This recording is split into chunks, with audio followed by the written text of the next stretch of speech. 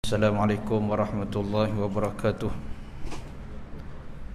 Alhamdulillahi rabbil alamin wa bihi nasta'in wassalatu wassalamu ala rasulil amin Sayyidina Muhammad wa ala alihi wa ashabihi ajma'in. Rabbi syrah li sadri wa yassir li amri wahlul 'uqdatam min lisani yafqahu qawli. Subhanaka la ilma lana illa ma 'allamtana innaka antas samiul alim wa tub 'alaina innaka antat tawwabur rahim. Rabbi zidna ilma warzuqna fahma la haula wala quwwata illa billahil aliyyil azim. Amma ba'd. Muslimin dan muslimat sedang jemaah yang dirahmati oleh Allah Subhanahu wa taala sekalian, pada malam yang mulia ni kita merenung satu nasihat daripada Sayyiduna Abu Hurairah radhiyallahu an, salah seorang sahabat baginda Nabi sallallahu alaihi wasallam. Beliau menasihatkan dengan satu pesanan, man ruziqa khamsan lam yuhram khamsan, yang bermaksud sesiapa yang Allah rezekikan kepadanya akan 5 perkara, pasti ia tidak akan terhalang daripada mendapatkan 5 perkara yang lain. Dengan erti kata, sesiapa yang Allah Ta'ala rezekikan dalam kehidupannya disibukkan dengan 5 perkara yang akan kita sebutkan seketika nanti, maka pasti Allah Subhanahu wa taala akan memberikan dengan asbab 5 perkara tersebut dibalas dengan 5 perkara yang lain, berdasarkan janji-janji Allah yang telah tertulis di dalam Al-Quranul Karim. Apakah 5 perkara yang pasti dibalas oleh Allah Subhanahu wa taala? Pertama, kata beliau, man ruziqas syukr lam yuhram az-ziyadah. Sesiapa yang Allah rezekikan kepadanya syukur, pasti tidak terhalang daripada mendapatkan tambahan nikmat daripada Allah. Liqaulihi ta'ala, kerana Allah Ta'ala telah berfirman di dalam surah Ibrahim pada ayat yang ke-7, la in syakartum la azidannakum, kalau kamu bersyukur nescaya aku tambahkan nikmat bagimu.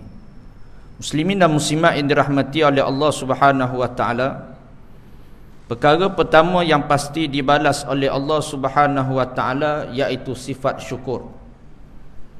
Maka yang kita harapkan agar Allah merezekikan dalam kehidupan kita ini rasa mudah untuk bersyukur, ataupun dengan kata mudah berterima kasih di atas segala pemberian Allah di dalam kehidupan kita. Kerana kehidupan kita di dunia hari ini, sama ada kita bersyukur ataupun tidak, kita berterima kasih ataupun tidak, tetap kita akan dapat nikmat. Hari ini kalau kita tak bersyukur sekalipun, tetap Allah Ta'ala berikan kita nikmat yang begitu banyak, walaupun kita tidak berterima kasih pada Allah. Walaupun dalam keadaan di sana ada orang yang derhaka kepada Allah, maksiat kepada Allah, maka dia tetap mendapat nikmat daripada Allah Subhanahu wa taala.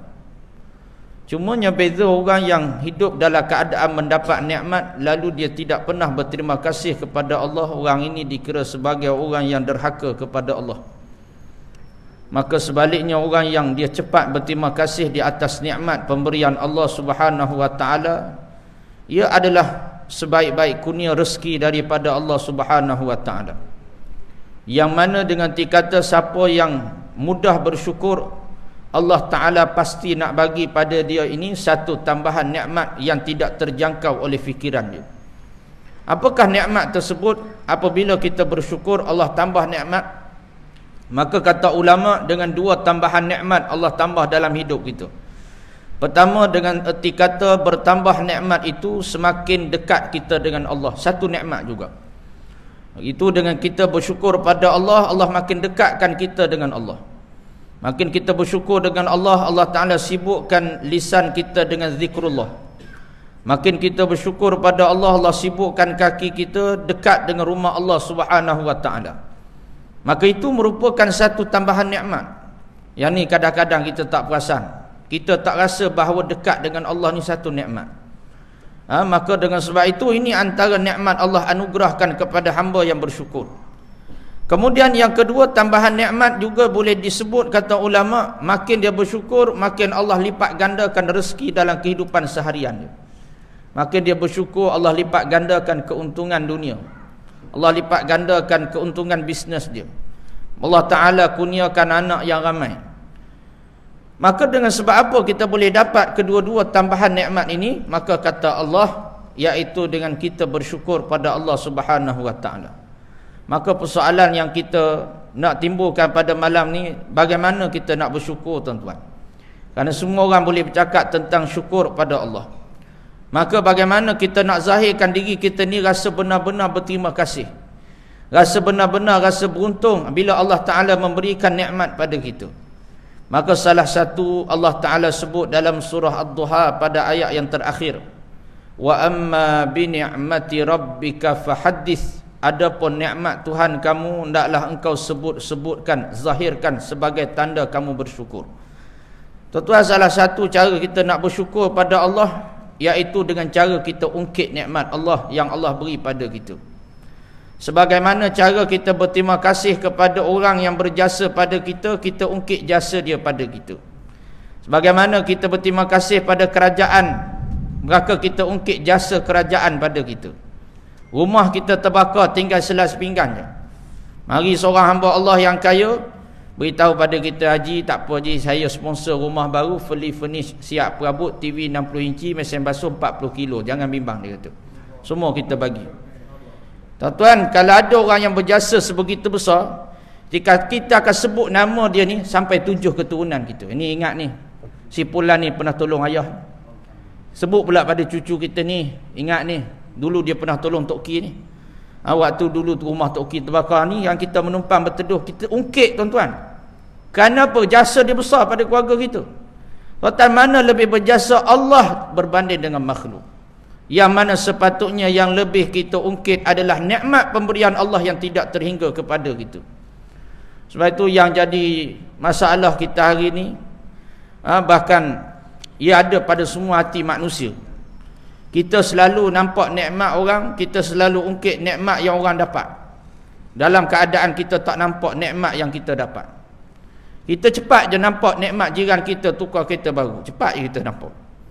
Kita cepat je tahu nikmat iaitu adik-beradik kita dapat pula kelahiran cahaya mata. Kita yang dah 20 tahun kahwin tak pernah dapat anak, dia yang baru kahwin 3 tahun dah 3 orang anak, tiap-tiap tahun seorang anak dapat. Maka kita mula melihat itu nikmat orang. Dalam masa yang sama kita tak nampak, terhijab kita daripada melihat nikmat kita sendiri. Sehingga kita pun mari rasa dengki, mari rasa cemburu, mari rasa iri hati.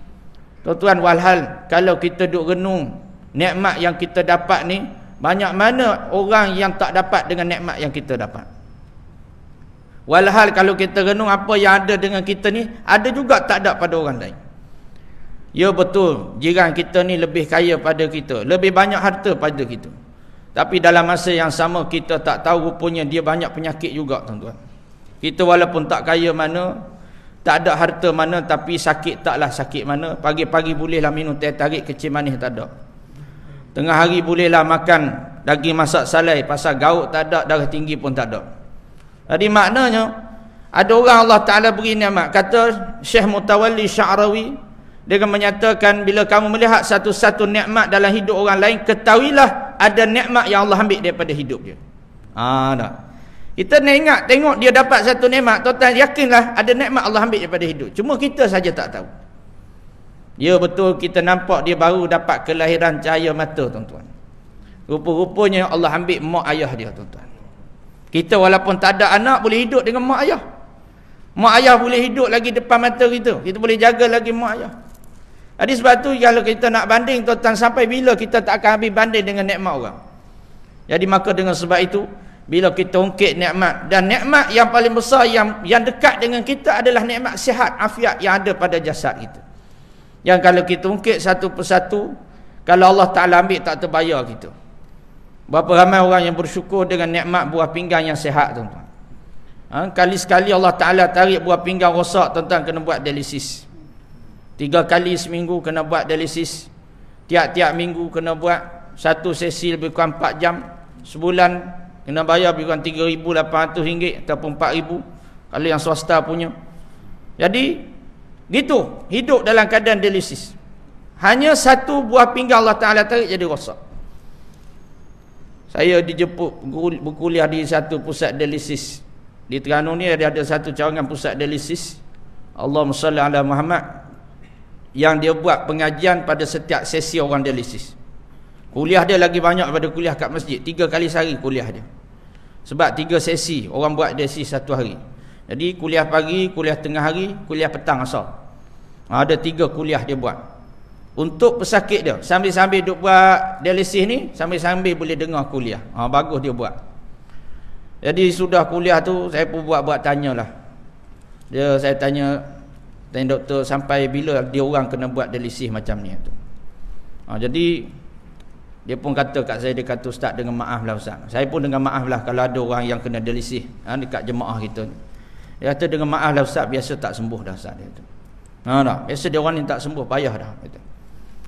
Kerana apa? Kerana Ustaz, benda ni bukan penyakit ni, bukan penyakit yang boleh sembuh, dia kata. Dia kata boleh Ustaz. Saya kata takkan tak ada. Dia kata boleh Ustaz, kalaulah dia ada buah pinggang yang sesuai dengan dia. Tu pun kalau ada orang derma, dia kata. Kalau orang derma, belum tentu orang derma tu sesuai ke tak sesuai. Kalau sesuai, alhamdulillah. Tapi susah ni, yang ramai orang buatnya beli buah pinggang. Tu yang ramai orang buat, cara haram lah ni, beli buah pinggang ni. Cara illegal lah. Derma lain tuan-tuan, ni beli daripada China, daripada India. Ni disebut sendiri oleh doktor pakar. Yang sebelum jumpa doktor pakar pun dia memperakui benda tu ada. Jadi berapa kos dia? Tengoklah kondisi buah pinggang. Kadang-kadang RM400,000, kadang-kadang RM300,000. Tengoklah. Dia kata kadang tengah cecah setengah juta pun ada. Untuk orang ni dapat afiat sihat buah pinggang supaya dia tak payah hidup dengan dialisis lagi. Jadi maknanya tuan-tuan, satu buah pinggang yang jarang kita ucap alhamdulillah kerana dia sihat, maka Allah Ta'ala, kalau Allah Ta'ala ambil tak terbayar kita. Gitu juga dengan nikmat mata kita yang rabun. Ada orang dia nak kembalikan mata dia yang rabun ni supaya clear balik. Seorang jemaah saya di Ceras, waktu tu dia buat pemindahan yang selaput mata ni lah. Jadi masa tu tak ada banyak lagi saingan. Sekarang ni dia mungkin dah agak murah dah sikit, pasal banyak saingan. Jadi dulu dia buat, saya tanya dia kata sebelah mata dia buat RM17,000. Dua-dua belah mata RM30,000 lebih. Untuk supaya dia ni, supaya tak payah pakai spek mata. Cumanya tiap-tiap ada masa-masa dia terpaksa kena titik jugalah ubat. Nak tunjuk pada kita ada orang yang sanggup labur untuk dapat sedikit kesihatan. Sedangkan kita yang sihat ni pun, Allah, jarang kita bersyukur dengan nikmat ni. Saya sendirilah, kadang-kadang kita pun rasa tak pandang dengan nikmat afiat. Tapi bila sakit baru kita sedar berapa pun yang kita terpaksa labur, kita sanggup untuk kita menjadi sihat. Jadi begitulah diajar pada kita bersyukur dengan setiap keafiatan kita. Sehingga Nabi SAW menyebut di dalam satu hadis, kata Nabi, yusbihu ala kulli sulama min ahadikum sadaqah. Setiap pagi, setiap sendi-sendi anggota seseorang ni dia boleh bersedekah. Jadi kalau kita duit tak bawa, tak apa, jangan bimbang, sedekahlah dengan sendi kita. Bagaimana? Kata Nabi, fakullu tasbihatin sedekah. Pagi-pagi ucaplah tasbih, subhanallah, subhanallah, subhanallah. Wa kullu tahmidatin sedekah. Pagi-pagi ucaplah tahmid, alhamdulillah, alhamdulillah, alhamdulillah. Wa kullu tahlilatin sedekah. Dan bertahlil, la ilaha illallah, la ilaha illallah. Wa kullu takbiratin. Dan juga bertakbir pun sedekah. Kata Nabi, Allahu Akbar, Allahu Akbar, Allahu Akbar. Iaitu yang jangan kita tinggallah setiap-tiap pagi. Paling-paling kurang tasbih, tahmid, takbir 33 kali ni jangan kita tinggal setiap kali lepas solat fardu. Kerana ini adalah amalan sunat yang telah terluput daripada sebahagian orang pada hari ini, iaitu meninggalkan ucapan tasbih, tahmid, takbir 33 kali pada setiap penutup solat. Kerana Nabi SAW memberi satu jaminan. Dalam satu hadis Nabi sebut, man sabbahallah fi dubur kulli salatin siapa-siapa yang bertasbih kepada Allah tiap kali lepas salat, salasan wa salasin, 33 kali Nabi kata. Lepas sembahyang dia tasbih 33 kali. Wa hamidallah salasan wa salasin, bertahmid pula 33 kali. Wa kabbarallah salasan wa salasin, bertakbir pula 33 kali. Yang semuanya tadi 99 kali. Qala tamamal mi'ah, kata Nabi, dia cukupkan dengan yang ke-100 dengan kalimat la ilaha illallah wahdahu la syarikalah lahul mulku wa lahul hamd yuhyi wa yumit wa huwa ala kulli syai'in qadir. Nabi jamin Allah ampun dosanya walau sebanyak buih-buih di lautan. Allah. Untuk satu salat fardu yang kita buat. Lebih tak ada masalah, tapi kata ulama yang terbaik mencukupkan. Sebabnya kerana mencukupkan itu sebagai tanda kita ni benar-benar prihatin dengan bilangan tersebut. Dia macam kita nak buka kunci lah. Kunci ni kalau kita ada lebih, walau lebih satu je, dia tak terbuka. Jadi mana kata dia bukan kira duit. Kira duit lebih ni paling nak lah kita. Tapi kalau bab ni, zikir ni bila sebut, maka kata ulama yang terbaik menepati bilangan yang Nabi sebut. Menepati bilangan. Tapi ada orang ni sengaja lebihkan, takut-takut tak cukup. Tak ada masalah lah. Takut silap. Tak ada masalah. Cumanya ganjaran yang Allah Ta'ala berikan itu adalah sebanyak keampunan buih di lautan. Itu yang kita sayang nak tinggal bayangkan tuan-tuan. Alhamdulillah maghrib tadi kita buat tasbih, tahmid, takbir, kita buat bersama dengan imam. Tak apa, imam tak buat pun biar kita buat. Supaya apa? Supaya kita tak rugi. Sebab orang yang tak buat dia akan rugi. Tak kira lah hafta dia ulama ke, dia ustaz ke. Kalau dia tak berzikir, dia rugi. Itu dalam bab zikir. Bukan kerana dia ulama dia boleh tinggal zikir, tak. Dia tok imam dia boleh tinggal zikir, tak. Siapa yang tinggal zikir ni dia rugi. Itu sipir dia. Jadi kita yang makmum yang mengaji ni tak apalah. Kita anggap itu sebagai satu kita punya wirid harian kita. Yang kita tak nak tinggal tiap kali lepas solat. Dulu saya pun orang paling malas berwirid lepas sembahyang, tuan-tuan. Saya mengaku. Lepas sembahyang memang doa lah. Ataupun paling-paling tidak lepas sembahyang balik terus. Tapi bila kita mengaji. Bila kita mengaji, tok guru kita bawa hadis, Allah rupanya ada hadis, bodohnya aku ni, ada hadis rupanya tentang wirid lepas sembahyang. Rupanya ada ganjaran yang besar Nabi janji lepas solat ni yang kita boleh dapat. Jadi maka dengan sebab tu tuan-tuan bayang, kalau lepas maghrib tadi kita buat, alhamdulillah dapat keampunan sebanyak buih di lautan. Itulah lepas maghrib kita pula rasa lapar perut, nak makan sup kambing. Pergi makan sup kambing, terlekatlah tulang kambing tu, mati tuan-tuan. Mati-mati, sempat juga amalan terakhir dapat keampunan sebanyak dosa-dosa diampun sebanyak buih-buih di lautan. Ni nak kata. Jadi ni nak menunjukkan kepada kita ni betapa kalaulah kita bersyukur dengan sendi kita, dengan zikrullah kita ni, banyak kelebihan yang kita dapat. Kemudian kata Nabi, raka'atani yarka'uma minad duha. 2 rakaat yang kamu kerjakan pada waktu duha. Ini adalah sedekah. Sedekah dengan sendi-sendi kita. Karena sendi manusia ni ada 360 sendi. Yang setiap sendi-sendi itu kita bersyukur Allah Ta'ala tidak charge pada kita walau 1 sen untuk kita gerakkan sendi cari makan. Allah tak minta duit dengan kita. Cuma Allah Ta'ala minta kamu bersyukur balik dengan sendi tersebut, dengan ibadah ketaatan pada Allah Subhanahu Wa Ta'ala. Maka ini yang pertama, yang pasti Allah balas adalah sifat syukur kita. Kemudian kata yang kedua, Sayyidina Abu Hurairah sebut, man ruziqas sabr lam yuhram as-thawab. Siapa yang Allah rezekikan dalam hidup dia ni cepat sabar, bersabar, banyak sabar dia, tinggi sabar dia, pasti Allah tidak halang dia untuk mendapat ganjaran as-thawab. Kata ulama, ganjaran yang tidak terhitung nilaiannya, pahalanya.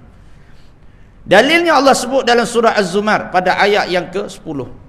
Kata Allah, innama yuwaffas sabirun ajrahum bighairi hisab. Sesungguhnya bagi orang yang sabar itu pahalanya bighairi hisab, tidak terhitung. Infinity orang kata, tak terhitung. Maka diberi jaminan pada kita salat fardu berjemaah 27 ganjaran. Diberi jaminan pada kita, Nabi kata baca Quran 1 huruf 10 kebaikan. Kalau baca alif lam mim ada 3 huruf, 30 kebaikan kita dapat. Kalau baca bismillahirrahmanirrahim ada 19 huruf, 190 kebaikan kita dapat. Pahala sedekah kata Quran lagi mencecah 700 kali ganda Allah angkat. Tetapi pahala sabar Allah sebut bi ghairi hisab, tak ada hitungan batas. Kata ulama, malaikat pun tak tahu berapa nak catat untuk pahala sabar. Ini pahala sabar. Allah Ta'ala tak sebut berapa 700 ke 800, Allah Ta'ala tak sebut. Tapi Allah Ta'ala kata kerana melihat bagaimana sabarnya seseorang. Maka sebab itu yang hari ini kita kena usaha sabar. Usaha tingkatkan sabar kita. Pada 3 keadaan sabar ini Allah Ta'ala pasti berikan pahala, kata ulama. Pertama, sabarnya kita ketika mana ada peluang buat maksiat, kita sabar tahan diri kita daripada buat maksiat. Saat ketika mana aib orang tersebar, kita rasa nak bercakap tentang aib orang, kita tahan diri kita. Aku nak cakap tentang aib orang ni, aib aku pun banyak Allah Ta'ala tutup. Lalu kita pun tahan, sabar tentang Allah beri pahala dengan sebab kesabaran. Saat orang rasuah kita dengan suatu benda yang haram, lalu kita sabar tuan-tuan, takutnya kita pada daging haram yang tumbuh dalam isi perut kita, maka kita sabar tuan-tuan dapat pahala. Maka begitulah sabar seseorang ketika mana dia ada peluang buat maksiat, dia sabar. Tuan-tuan, sabar kita buka TikTok, buka telefon ni tuan-tuan, tiba-tiba keluar video orang menari, joget, tak tutup aurat. Kita sabar tengok lama ke, ataupun kita sabar dengan cara kita swipe. Swipe orang kata tak. Kalau kita sabar, kita tahan, kita tak tengok, dapat pahala tuan-tuan. Saat tu ada peluang tuan-tuan. Bini tak tahu, anak tak tahu, cucu pun tak tahu. Hanya kita dengan Allah. Masa saat itu kita ada peluang buat dosa, lalu kita sabar dapat pahala. Kemudian yang kedua, kata ulama, sabar yang macam mana yang pasti Allah berikan pahala? Sabarnya kita di atas jalan taat pada Allah. Tuan duduk dalam majlis ilmu, kalau tak sabar tak boleh duduk macam kita hari ni. Ada orang tak boleh duduk dalam meja, dia panah punggung pun ada. Jadi maka dengan sebab itu tak semua orang boleh istiqamah duduk dalam majlis ilmu. Apatah lagi kalau duduk dalam daurah lagi lah, mencabar dia. Apatah lagi kalau kita terlibat dengan K-pop, kuliah ada, iaitu orang pencin. Kuliah pengajian orang pencin, K-pop orang panggil.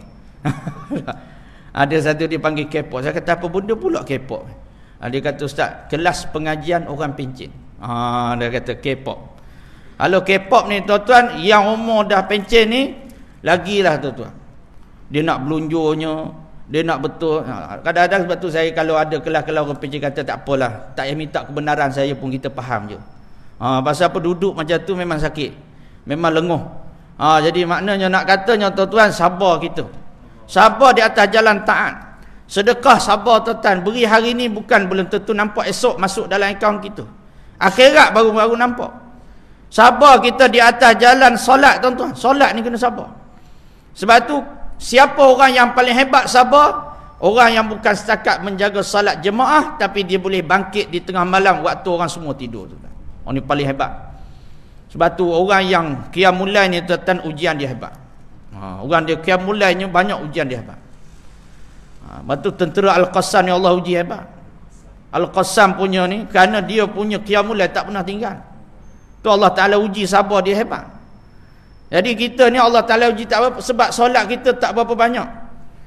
Maka orang yang jaga semayang berjemaah saja, semayang sunat tak berapa banyak, kurang sikit sabar dia. Orang yang tak semayang berjemaah, semayang seorang diri, kurang sikit sabar daripada orang yang semayang berjemaah. Sebab orang yang semayang seorang ni, dia fikir nak cepat sudah. Semayang jemaah lambat sudah. Orang yang semayang jarang-jarang, kata ulama, kurang sikit sabar dia. Dan orang yang tak semayang langsung memang cepat panah barang. Orang yang memang tak semayang, dia cepat panah barang. Quran sebut wasta'inu bis sabri was salah. Ayat ni biasa kita jumpa bila baca surah Al-Baqarah. Saya pun lupa ayat ke berapa. Tapi Allah meletakkan perkataan sabar dengan salat ni dua perkataan yang dekat.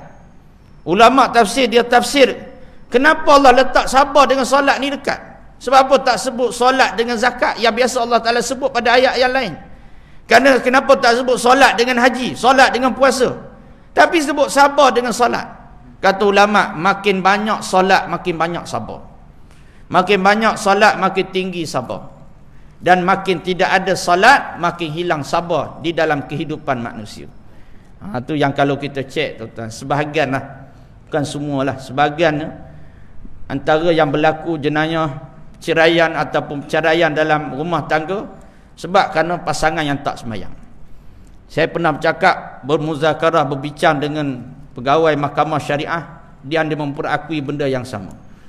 Dia kata, Ustaz, kadang-kadang benda yang orang adukan pada kita nak bercerai ni benda yang remeh, yang tak sepatutnya dia bercerai. Tapi dia tahan nak bercerai juga sebab apa? Bila cek-cek tak jaga solat. Tu je. Sehingga benda-benda remeh tersebut disenaraikan oleh pihak mahkamah. Benda-benda ni di antara perceraian yang tak masuk akal. Suami cerai isteri sebab berebut remote television. Bodohnya kalau kita fikirlah. Berebut remote TV boleh bercerai, tuan-tuan. Mungkin suami nak tengok Gusti, bini pula nak tengok drama.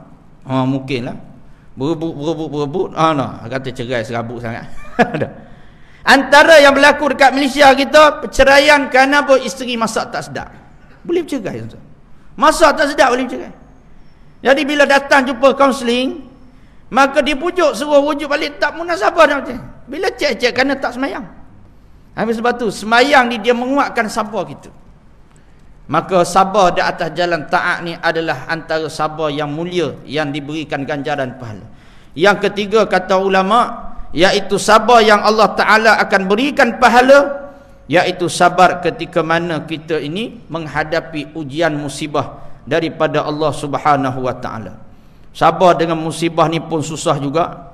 Semua orang boleh jawab sabar dengan musibah, tapi ia adalah satu perkara yang susah. Sebab apa susah? Kita nak reda dan bersangka baik dengan Allah ni satu susah. Dia kena ambil masa. Ada orang kena ambil masa. Ada orang 5 tahun baru reda. Ada orang kadang-kadang tak reda-reda pun ada. Ada orang dia cepat reda. Maka ada guru saya disebut reda dengan musibah ni dia ada banyak tingkatan. Cuma dia sebut tingkatan yang paling bawah reda untuk dapat pahala ni setakat reda sahaja. Reda je lah dia kata. Terpaksa, reda terpaksa. Dapat pahala juga tapi tak besar mana lah. Nak buat macam mana Ustaz? Dah mati dah. Kalau tak reda pun bukan hidup balik. Dia reda tuan-tuan, tapi reda terpaksa lah. Dia faham lah, memang tak boleh hidup balik dah. Jadi boleh pahala? Boleh, tapi kurang lah. Yang paling hebat, kata guru saya, dia bukan setakat reda, tapi tersenyum gembira dengan musibah. Ni susah ni. 1 dalam 1 juta ada lah tuan-tuan. Tapi ada zaman sahabat, bahkan zaman-zaman para ulama terdahulu, ada orang yang ditimpa musibah senyum. Sayyidina Imran bin Husain, seorang sahabat Nabi, terkena, disebut ada riwayat yang menyatakan dia terkena penyakit buasir. Ada yang kata dia kena penyakit sakit perut yang kronik, sehingga dia tak boleh nak bangun. Tiap kali anak saudara dia ziarah dia, maka dia lihat pak saudara dia ni tersenyum gembira. Sehingga anak saudara dia kata, wahai bapa saudaraku, aku ni tak rajin pernah jumpa lagi orang sakit senyum macam kamu. Gembira sungguh, macam tak sakit. Maka kata bapa saudaranya Imran ni, dia kata, bagaimana mungkin aku tidak gembira dan seronok pada setiap pemberian hadiah daripada Allah? Tidakkah sakit ni hadiah daripada Allah? Ditanya balik anak saudara dia, sakit ni Allah bagi tak? Allah bagi. Dan kalau Allah Ta'ala bagi, tidakkah Allah bagi tu yang baik-baik belaka? Beranikah kita kata Allah bagi benda yang tak baik? Tak baik. Tak berani. Sebab Allah maha baik, bijak sana. Allah Ta'ala maha terbaik dalam pembahagiannya. Jadi kalau semua pemberian Allah, aku takut aku ni bersangka buruk pada Allah. Jadi semua yang Allah bagi, semua baik bagi aku. Sehingga Allah angkat darjat kemuliaan Imran bin Husain ni, malaikat ziarah dia waktu dia sakit. Kata Sayyidina Imran, kalau kamu nak dengar suara malaikat, tunggu sekejap. Tiba-tiba ada suara beri salam. Assalamualaikum. Itu sahaja malaikat yang datang ziarah aku. Senyum dia. Tuan-tuan, saat ditimpa sakit kita kalau kena sakit, tuan-tuan, Allah boleh senyum, tuan-tuan, hebat. Bahkan orang pelik dengan itu. Haji silat terlampir kuda kalau ke mana ni. Kemabuk ketum ke apa ni? Gauk pun boleh senyum lagi ni. Jadi makna nak katanya kita susah. Saya sendiri pun Allah kalau sakit, muka berubah dah. Dengan bini pun tak nak bercakap. Dah. Cakap banyak sikit pun kita serabut dah. Sakit ni. Ada orang dia boleh senyum, memang hebat. Lepas tu musibah, orang yang boleh hadap musibah tersenyum. maka ini adalah orang yang sangat hebat makamnya di sisi Allah. Tengok rumah dia sendiri terbakar, senyum dia. Tengok kereta accident, senyum dia. Allah dah takdirkan, nak buat lagu mana? Apa yang ditakdirkan oleh Allah semua baik-baik berlaku. Meninggal anak, redha tuan-tuan. Ini maka dengan sebab itu, ini pesanan untuk saya juga, susahnya kita nak dapat pahala sabar, ini satu perkara yang sangat susah. Lalu kemudian pernah berlaku pada seorang perempuan yang dilihat oleh seorang alim ni, seorang alim, kata silap nama dia Imam Hasan Al-Basri. Dia tengok ada seorang perempuan tawaf. Perempuan ni dengan wajahnya terpantul cahaya, dengan maknanya wajah ceria, senyum, cantik, solehah perempuan ni, menyebabkan Imam Hasan Al-Basri ni terpegun tengok wajah perempuan ini sehingga nak tertanya-tanya. Bila perempuan ni dijumpa, perempuan ni kata, Imam, aku tengok wajah kamu ni macam tak ada masalah pun, dia kata. Senyum je dia kata. Maka kata perempuan ni, kalaulah kamu tahu apa yang terbuku di hati aku, dia kata. Aku ni baru beberapa hari, dia kata, suami aku ni dalam keadaan dia sembelih kambing. Maka tiba-tiba dua beradik anak aku, dua orang ni, dia lakonkan balik. Dia kata ke adik dia, kata abang pada adik dia, Dik, kamu nak tahu tak tadi macam mana ayah duk buat pada kambing? Maka dia ambil pisau, dia sembelih adik dia, mati adik dia. Dia sembelih sebab dia tengok macam ayah dia buat pada adik dia. Meninggal anak dia. Lalu kemudian anak dia yang meninggal ni, kemudian anak dia yang hidup ni rasa terkejut dengan darah yang banyak ni, terus lari ke bukit.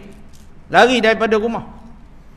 Dalam keadaan bila lari ni anak dia mati, dibaham oleh serigala.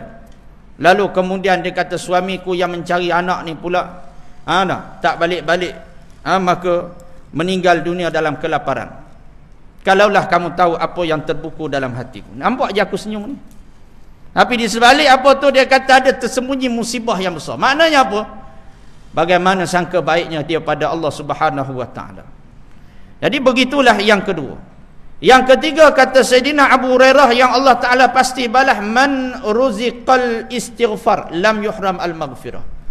Siapa yang Allah rezekikan dalam hidup dia banyak beristighfar, maka pasti Allah Ta'ala nak beri keampunan pada dia. Yang kita bimbang, Allah tak rezekikan mulut kita istighfar. Ini yang kita bimbang. Takut-takut Allah jadikan lisan kita ni ringan kalau cakap tentang umpatan orang. Ringan cakap tentang benda yang tak ada faedah, tapi berat ketika mana nak minta ampun pada Allah. Maka istighfar adalah satu tanda Allah nak beri keampunan pada kita. Sebab tu kena paksa diri kita ni beristighfar. Setiap hari kena paksa diri kita beristighfar.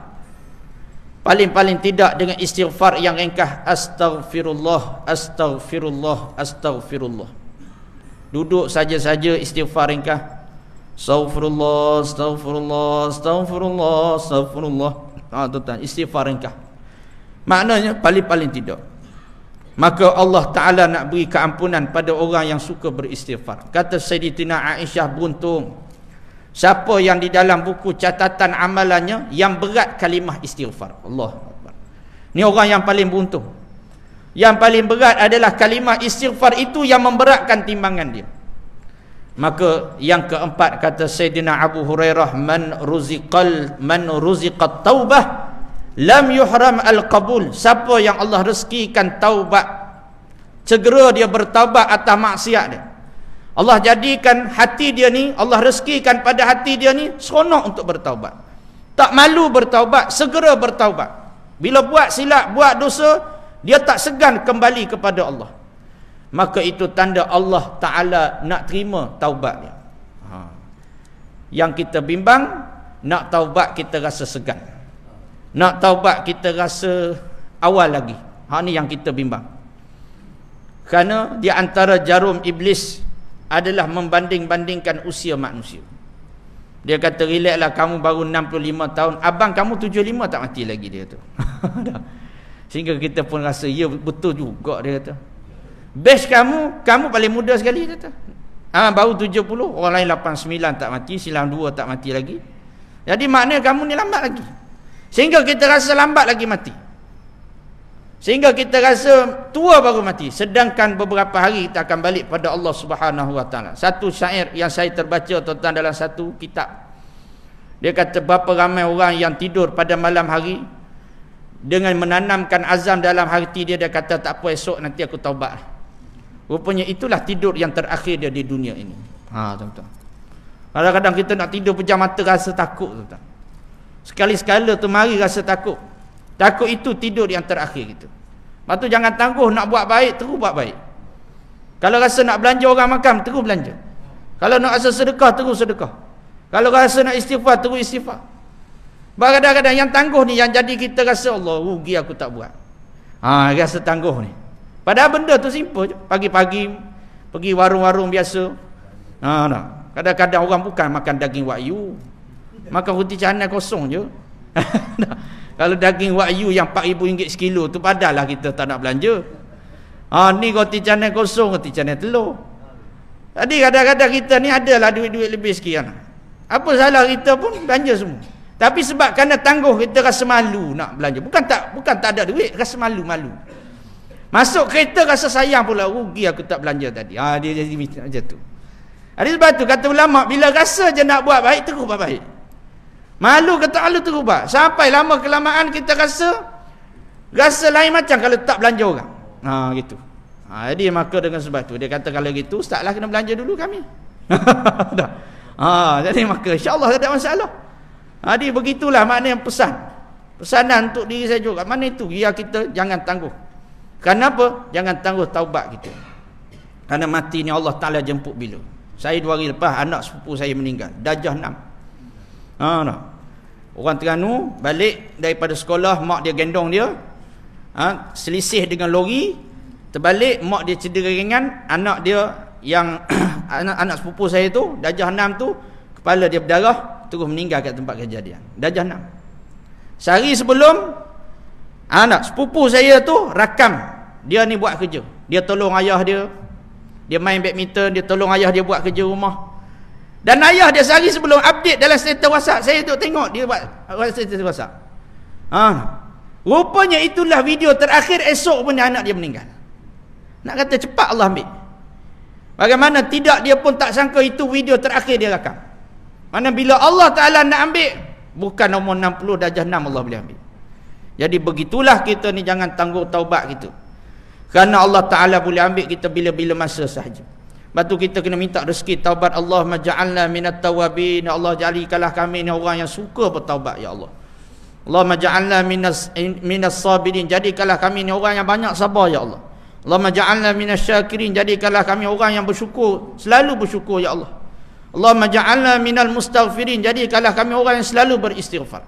Dan yang terakhir kata Sayyidina Abu Hurairah, man ruziqad du'a lam yuhram al-ijabah. Siapa-siapa yang Allah rezeki dalam hidupnya suka sungguh berdoa, rajin berdoa, ringan tangan, angkat tangan berdoa pada Allah, itu tanda Allah Ta'ala nak makbul apa yang dia minta. Kerana Allah Ta'ala berjanji dalam surah Ghafir pada ayat yang ke-60, ud'uni astajib lakum, minta pasti aku ampun, perkenankan doa kamu, kata Allah. Siapa yang minta doa, dia tak yakin Allah boleh makbul doa dia telah berdosa besar pada Allah kerana sangka buruk dia pada Allah. Ni jangan buat main. Sebab Allah Ta'ala dah beri jaminan, siapa minta aku pasti perkenan apa yang dia minta. Cuma perkenan tu cara Allah, bukan cara kita. Allah sayang hamba ni, tak bagi pun tanda sayang. Apa maksud tak beri tu tanda sayang? Kita kalau ada anak umur 3 tahun, tak beri sesuatu yang dia minta pun tanda sayang. Bukan semua kita sayang anak ni kena tunai apa yang dia minta. Anak kita umur 3 tahun minta nak main pisau, tuan-tuan. Apakah kita sebagai bapa yang penyayang kita kata mainlah, tak ada masalah? Itu bukan bapa penyayang, itu kepala bapa punya orang. Jadi maknanya kita tak akan bagi. Apakah tak bagi tanda kita tak sayang? Walaupun dia menangis, ayah nak main juga pisau. Tak, tanda sayang ayah tak bagi ni. Maka begitulah, kerana Allah dia tahu apa yang terbaik untuk kita. Ya Allah, aku ni minta kaya dah 50 tahun dah, jutawan. Tak kaya-kaya juga. Ada yang Allah beri sungguh jutawan. Ada sahabat saya tu, dia minta depan Kaabah nak jadi jutawan. Last sekali Allah Ta'ala takdirkan dia kerja posting dekat Indonesia. Jadi jutawan sungguh. Kan duit Indonesia kan juta-juta. Dia kata rupa Allah makbul sungguh doa dia. Dapat pegang duit juta-juta dia kata. Jadi ada orang diminta jadi jutawan. Tak, dia kaya-kaya. Pasal apa? Allah Ta'ala tahu kadang-kadang kaya membunuh agama kita. Kita nasib baik tak kaya. Saya kalau kaya tak kuliah dah Masjid Al-Huda malam ni. Sibuklah. Lepak dengan geng-geng Superbike, geng-geng Lamborghini pula. Kaya kan? Jadi tak ada masa dah nak mari mengajar ni, tak pandang dah mengajar-mengajar ni. Jadi maknanya ada rezeki Allah Ta'ala beri tu tak kaya mana. Rumah kita setakat 2 tingkat. Kalau 20 tingkat mampu nak turun ke bawah tu malah dah. Pada orang gaji je naik atas, hantar makanan. Pada mati kering kat atas tu je. Pasal rumah kita yang 2 tingkat, setingkat 2 ni lah rasa rajin sikit nak datang masjid. Jadi maka dengan sebab itu Allah Ta'ala jadikan maka tak semua makbul dengan cara Allah. Bukan cara kita. Maka Allah bagi juga kaya akhirat. Jadi begitulah Allah Ta'ala makbul. Hingga kata Sayyidina Umar Al-Khattab radhiyallahu an, aku tidak bimbang soal pemakbulan Allah Subhanahu wa Ta'ala, kerana aku yakin Allah Maha memakbulkan doa. Yang aku bimbang, kata Sayyidina Umar, soal aku tidak ada waktu untuk berdoa pada Allah Subhanahu wa Ta'ala. Tak ada masa. Kita ber 2 minit lagi. 1 minit lagi. Yang aku bimbang, kata Sayyidina Umar Al-Khattab, nak berdoa tak ada masa. Hak ni yang kita bimbang.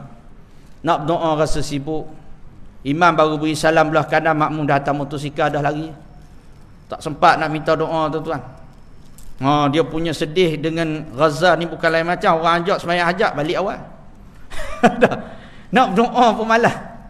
Apatah lagi nak perang, nak berdoa pun malas dah.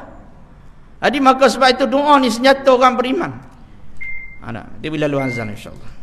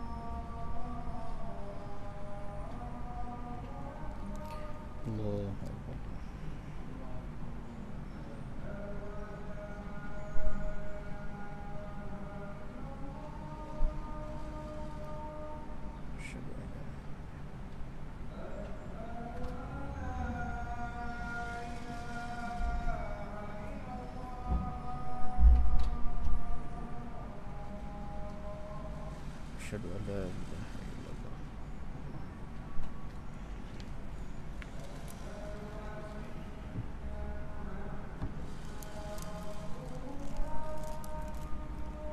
أشهد أن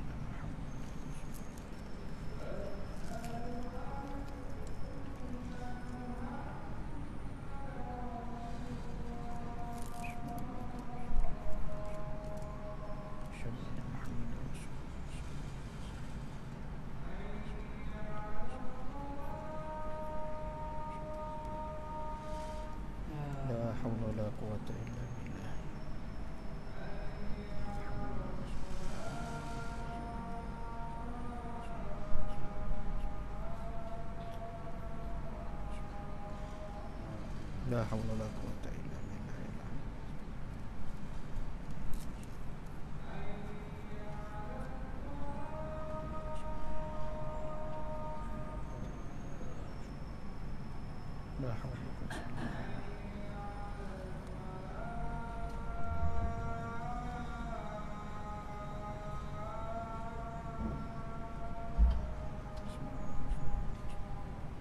haula wala quwwata illa billah.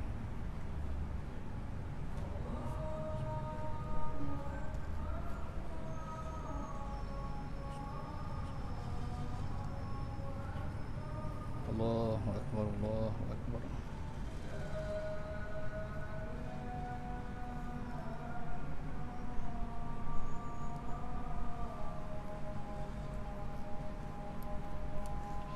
La ilaha illallah Allahu akbar.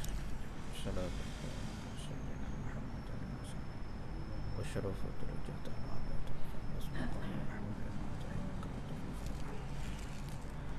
Bismillahirrahmanirrahim.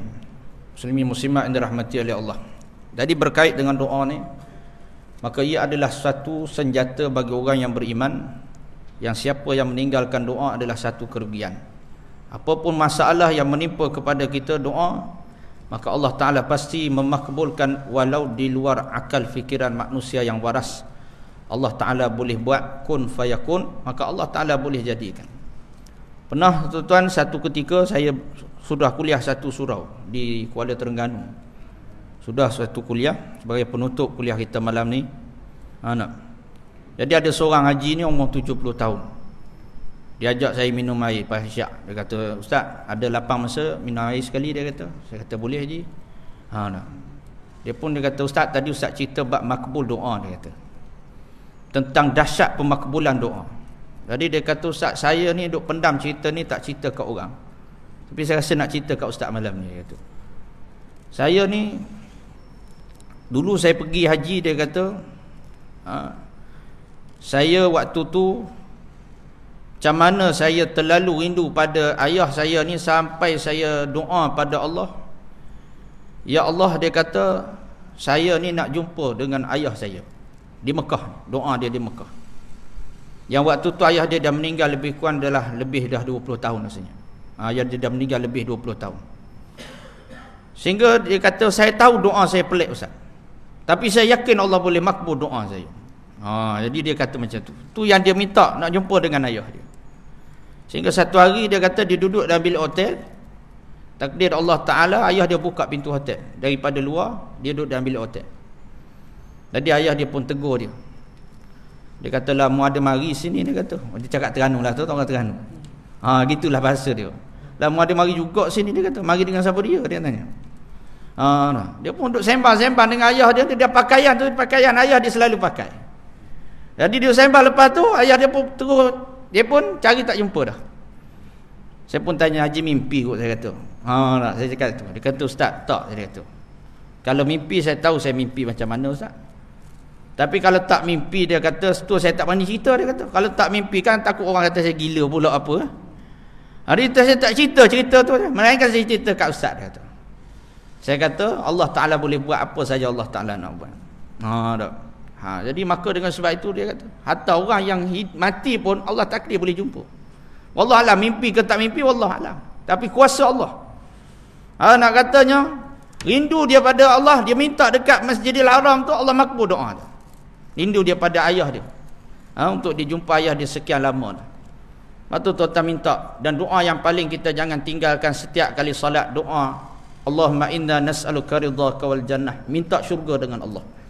Kata ulama, siapa dia calon ahli syurga ni, Allah jadikan atas dunia dia selalu minta syurga dengan Allah. Siapa dia calon ahli neraka, atas dunia lagi dia tak ada masa nak minta syurga dengan Allah. Ni kita bimbang. Sebab tu mintalah dengan yakin, penuh keyakinan Allah pasti kurniakan syurga pada kita. Ya Allah, jadikanlah yang berhimpun dalam Masjid Al-Huda kita malam ni, ya Allah, muslimin muslimat, ya Allah, terhimpun juga dalam syurga Firdaus di akhirat kelak tanpa hisab. Amin ya rabbal alamin. Tuan-tuan, saya yakin tuan-tuan, wajah tuan-tuan insya-Allah adalah wajah ahli syurga Allah Subhanahu wa taala insya-Allah.